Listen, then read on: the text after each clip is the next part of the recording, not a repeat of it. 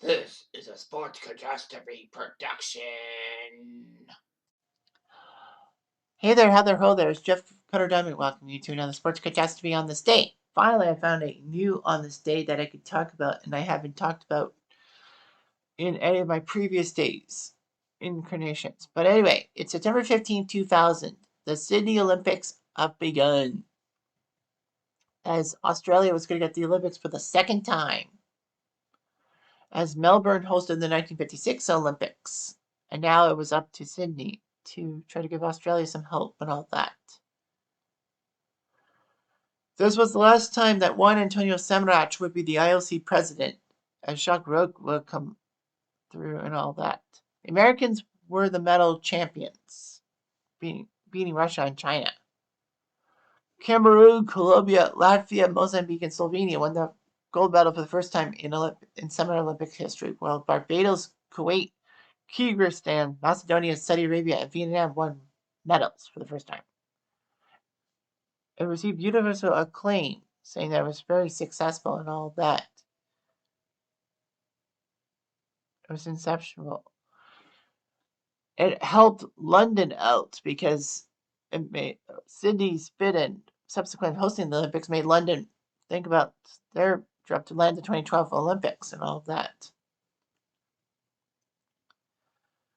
Australia will get the Olympics in 2032, the Summer Games in 8 years in Brisbane.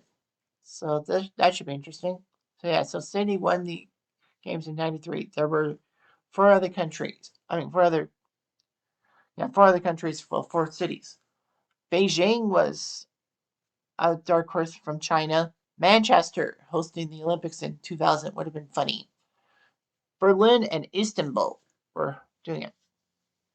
There were other bids, but withdrew. Brasilia, Milan, and Tashkent. So anyway,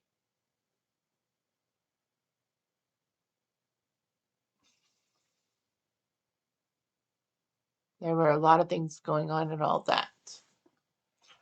So they went through voting. The lowest number of delegates per voting would be eliminated. Beijing had led for the first 3 rounds of voting, as Istanbul, Berlin, and Manchester, in that order, were all eliminated. But Beijing did not have the 50% plus one, to win the Olympic bid. So it went down to one more round of voting. And somehow, in some way, Sydney beat Beijing 45-43, as 8 of the 11 delegates who voted for Manchester before being eliminated voted for Sydney, and then 3 for Beijing. Otherwise, Beijing had the Olympics.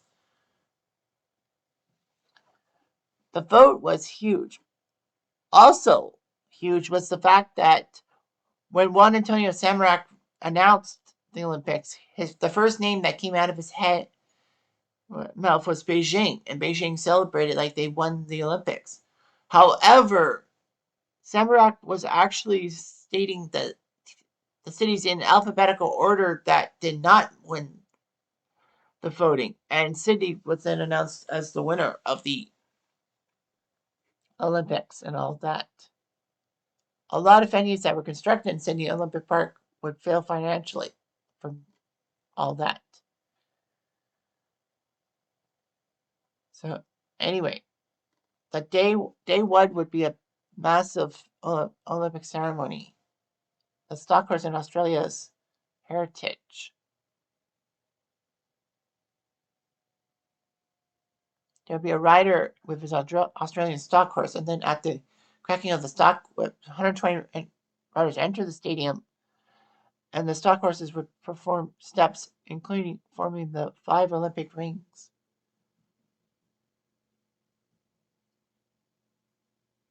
Anyway, there was a lot of things and all that. Australia had a massive cultural display and all that. So anyway, the Olympic ceremony was concluded with the Olympic flame.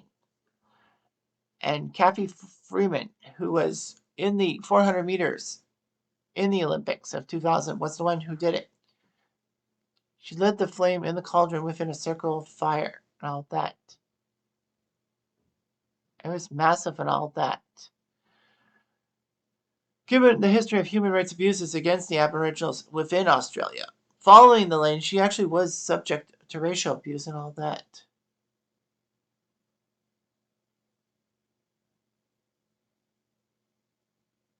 So, anyway, that's what happened and all that. There would be a lot of massive stuff and all that.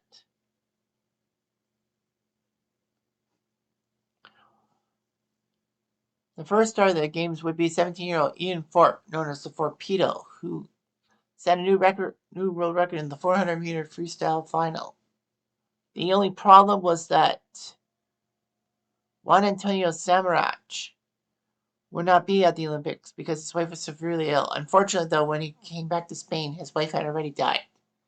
The Olympic flag was flown at half staff 4 days later. Simon Whitfield on day 3 would actually, well, day 1 was the ceremony. Day 3, Simon Whitfield won the first triathlon gold medal ever for men's gold medal, and it was amazing for Canada.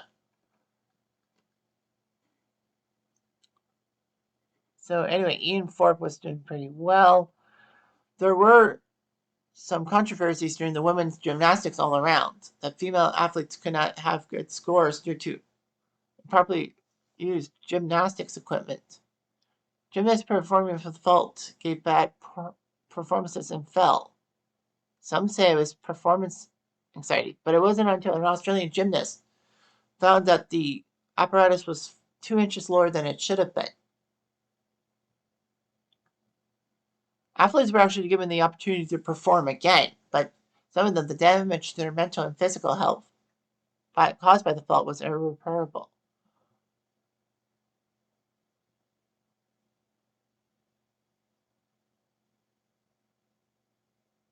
Anyway, regardless of that, Romania had swept that and all that. Rulon Gardner on day 10, never a NCAA champion or even a medalist in the world, faced off against Alexander Karelin in the Greco-Roman super heavyweight class championships. Karelin had not lost a match in 13 years or even conceded a point. But Rulon Gardner won 1-0 when Karelin broke a hold. Well, his hold was broken and all that by Gardner, which was a loss of a point. Kathy Freeman on day 11 would win the 400-meter final, and it would be shocking all that. She would be the first competitor in Olympics history to light the Olympic flame and then win a gold. 112,000 people were at that stadium to watch it. It was amazing. On the same day, Vince Carter, when he was with the Raptors, was picked to be on the American basketball team against France, in the game against France in the preliminaries. Carter somehow slam dunked over 7'2" center Frederick Weiss. And it was just amazing. It was called the Dunk of Death. And it was death because Weiss, who was a Knicks first round pick, never made it to the NBA. The Canadian flag at the Athletes' Village was lowered to half-mast on day 14 because of Pierre Trudeau's death. It was flown at half-mast for the remainder of the Olympics. The state funeral was October 3rd, which gave the athletes and the officials enough time to go back to Canada to attend his funeral. Cameroon won the Olympic soccer final at the Olympic Stadium. The men's marathon was the last event of the Games, and Ethiopia won 2 medals.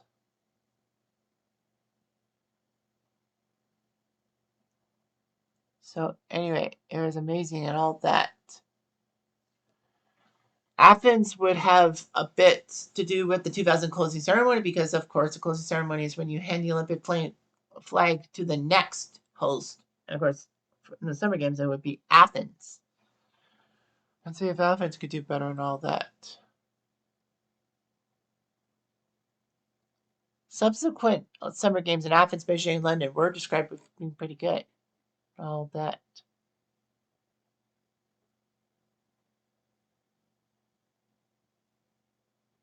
Anyway, it happened. So anyway, 199 Olympic committees competed in Sydney. Congo would be named the Democratic Republic of Congo because they were Zaire from 84 to 96. Afghanistan was banned from the 2000 Olympics because of the totalitarian rule in Afghanistan against women. So the medal count, the Americans won with 37 gold and 93 overall medals, beating Russia, who took second, and China, who took third. Australia was close. They had 58 medals, just missed China by one. So anyway, it would be huge and all of that. The venues would do okay and all that.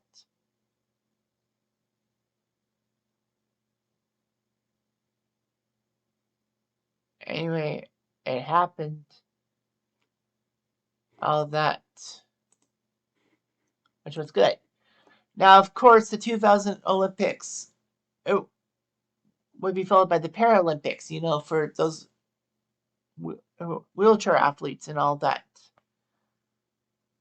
But of course, the 2000 Paralympics would be marred by the fact that Spain cheated to win gold medal in the men's intellectual disability category. That 10 of the 12 players for Spain would actually be able-bodied and able-minded, if you will, and not with a disability. They got their way to the Olympics because the head of the Spanish Paralympic Committee knew that if they won a gold medal in basketball, they would actually get some funding by the Spanish government. So they did, and that team was splashed on the front page of Spain's largest newspaper. Unfortunately, a few days later, it was unraveled, and it was found out that these athletes had cheated, especially by the fact that one of them was an undercover reporter. And so not only did Spain have to give back the gold medal for the competition, but they took out intellectual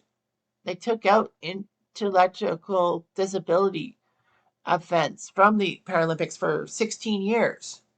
It ruined it for a lot of other people too. And that's the one bad apple supposed to hold bunch philosophy. Anyhow, I'm Jeff Diamond.